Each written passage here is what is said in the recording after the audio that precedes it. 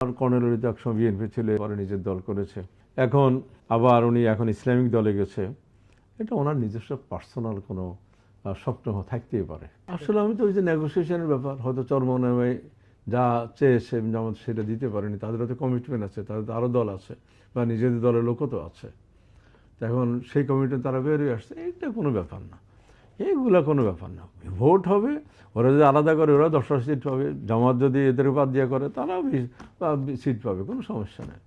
জোটের জন্য এরকম কেউ নেগোসিয়েশনে গেলে যে না বললে যাইতে পারে, এটা কোনো ব্যাপার না আমি মনে করি। আচ্ছা, আপনি এই ঐক্যকে আপনি কিভাবে দেখেন? মানে ঐক্যটার মহত্ব অথবা গুরুত্ব আপনার কাছে কি বহন করে? তারা কি ক্ষমতা পাওয়ার মতো বা সর্বসংখ্যাগরিষ্ঠ আসন পাওয়ার মতো কাজ করে যাচ্ছে? বা আমি এই মুহূর্তে আপনাকে স্পষ্ট কিছু বলতে পারতেছি না, যেহেতু সবাই মাত্র জোট ডিক্লেয়ার করতেছে, অনেকের অনেকের প্রার্থিতা বাতিল হয়েছে বা অনেকে ফিরে পেয়েছে। আগামী এক সপ্তাহের মধ্যে যখন এদের নামগুলো পেপারে চলে আসবে,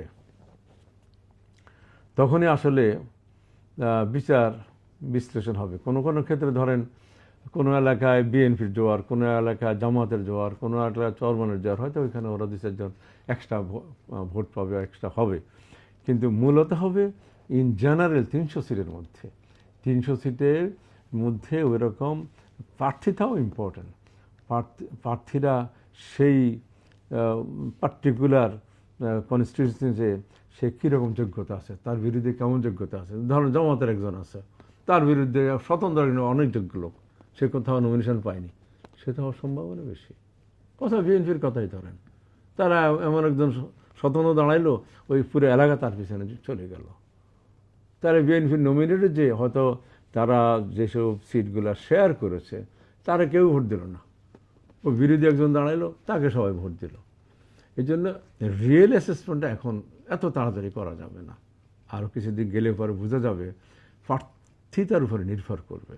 হ্যাঁ, আরেকটা হলো যে এই জোটে সবচাইতে বড় সমালোচনা হলো যে জামাত সকল সমালোচনা করত, আবার তার ধারাবাহিকতা দেখা গেল দেশবাসী জানলো যে এই জোটে কর্নেল অলি আসন সমঝোতায় জোটবদ্ধ হয়েছে। পাশাপাশি জামাত থেকে বেরিয়ে আসছে এবি পার্টি করেছে, সেখানে মজিবুর মঞ্জুর সহ অনেকে, তারাও এই জোটে আছে। এই দুইটা বিষয় আপনাকে কি বার্তা দেয়? মজিবুর তো এখন নাই, আর আছে আছে এখনো আছে। জি জি, দুইটা আসন নিয়ে ওই জামাতের সাথে জি।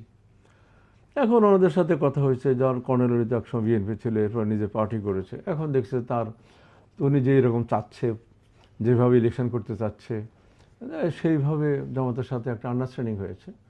আবার এবি পার্টি থাকবে থাকবে না, নানা রকম নাটক ছিল। এখন তারা দেখলো যে না, আমরা যাই ওদের সাথে, দুইটা সিট নিয়েও যদি আমরা সংসদে যেতে পারি, ক্ষতি কি, আমরা অন্তত রিপ্রেজেন্ট করতে হবে পার্টিকে, ভবিষ্যতে আরও ঘোষিত হবে।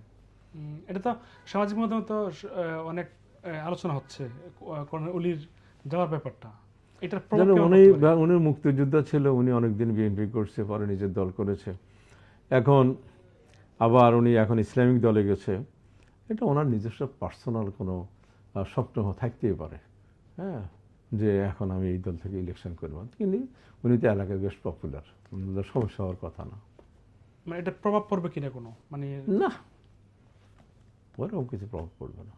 অনেকে বলে যে উনি টাকা খেয়ে না, মনে এগুলো ইলেকশনের সময় বদনাম করার সুযোগ অনেকেই পায়, অনেকে বলে, এগুলো আমি মনে করি না। তো ওনাদের সাথে আসন সমঝোতা হয়েছে বা তাদের কথাবার্তা ওনার মিল হয়েছে, ওনার জন্য গেছে।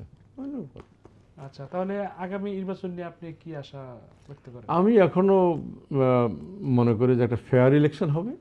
লেট আস সি, যেই গভর্নমেন্টে আসুক আমরা সুশাসন আশা করি।